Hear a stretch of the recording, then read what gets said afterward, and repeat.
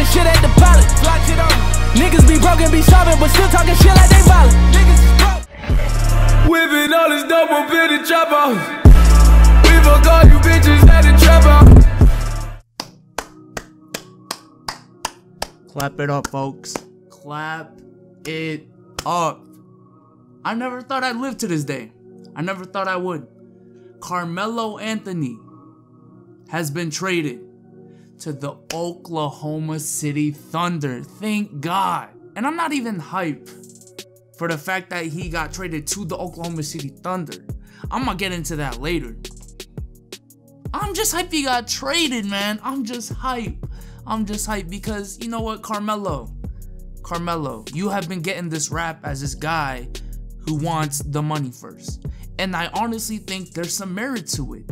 A few years ago, you had a chance to team up with Derrick Rose, Jimmy Butler, Joakim Noah when he was good. When the Bulls were good, you had a chance to team up with them. But instead, you chose to stay with the New York Knicks. And now you're complaining and everyone's saying you brought it upon yourself, which is true, didn't you? You know what I mean? But I feel like Melo has finally caved in. He's finally realized that the money, he has enough money. He has enough money. And that it's time to win. Because Carmelo, you know, I think he already has a Hall of Fame career. But he's gonna go down in history if he stay with the New York Knicks as a guy who straight up just never won anything significant. I mean anything significant. Straight up a guy who holds the ball, who can only score, one-dimensional, and who wants the money first. That was gonna be his legacy. But I think with this move, he definitely has a chance to at least reclaim some of that lost legacy. You know what I mean? So now people are gonna say, well, now he wants to win.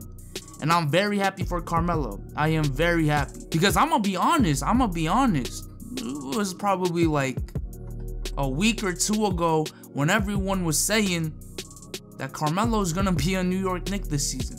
And it's sad because really, before the Jimmy Butler trade rumors, before the Paul George trade rumors, before the Kyrie trade rumors, before, you know, the Chris Paul signing, all of this, what was expected, the first move of the season was supposed to be Carmelo Anthony.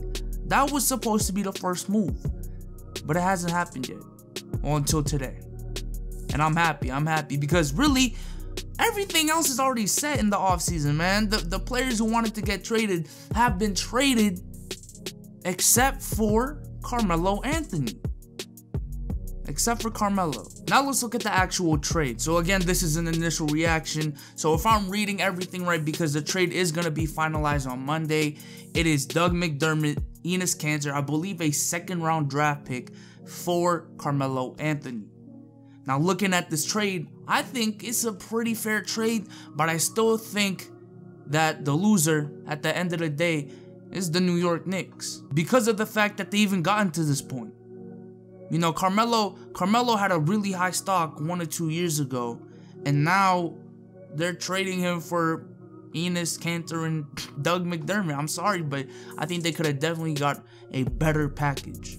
Also because of the fact that they gave Melo a no trade clause, which hindered all of the trade discussions until Melo just gave in.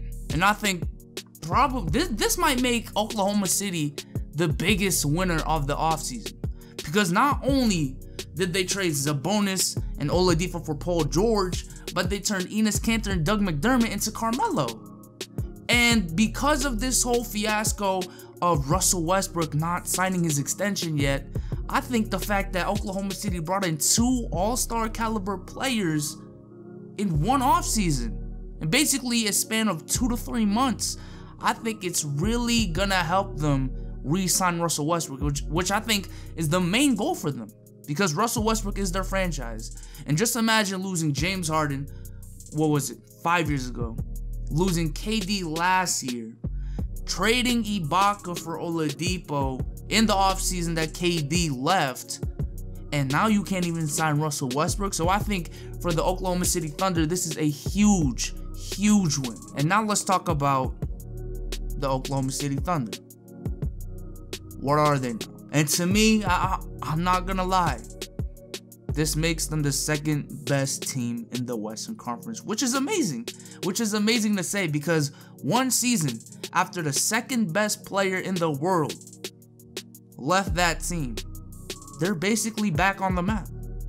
They're basically back on the map. Russell Westbrook, Paul George, and Carmelo Anthony. Now I know people are gonna say, that's not gonna beat Golden State. Maybe not. But I think it's gonna put up a big ass challenge. It's definitely not gonna be a cakewalk for Golden State. I'm telling you that much. It is not gonna be a cakewalk for the defending champions. And maybe it does go to 6, but it's gonna be a hard fought 6. Look, when you got a guy in Russell Westbrook who's motivated every day, coming off an MVP season where people were saying, but his play wasn't leading to wins, and that's including me. I'll say it right now. I was one of those people. But I think coming into this season, look, from all the workouts I've seen, it looks like Russell Westbrook has improved his control. He has no weaknesses if he has control. Yeah, Paul George coming into a contract year, motivated. Yeah, apparently he's trying to gun for the MVP. I don't know if he's gonna get it, probably not, but he's gonna be hella motivated. Carmelo Anthony, finally in a winning situation, finally having a drive to play basketball competitively. And even when he wasn't, he was still averaging 22 points per game. This is gonna be a deadly ass team. It really is.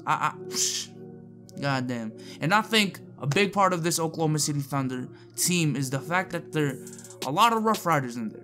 A lot of Rough Riders, a lot of physical players. Carmelo Anthony, one of the biggest bullies in the league in the post and in isolation. Paul George is always a mismatch. We know about Russell Westbrook. Steven Adams is still there. So, hey. And I think the biggest weakness of Golden State is physicality.